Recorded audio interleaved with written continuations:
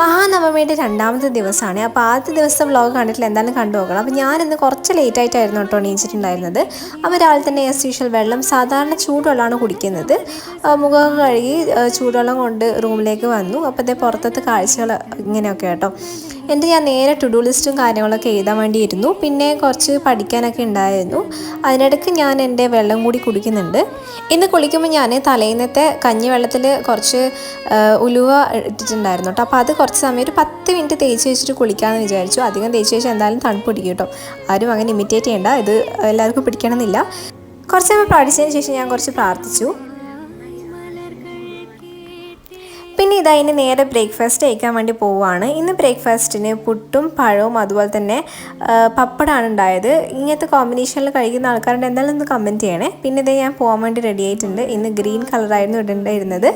അപ്പോൾ അങ്ങനെ ഡ്രസ്സും കാര്യങ്ങളൊക്കെ മാറ്റി ബാഗും എടുത്ത് ഞാൻ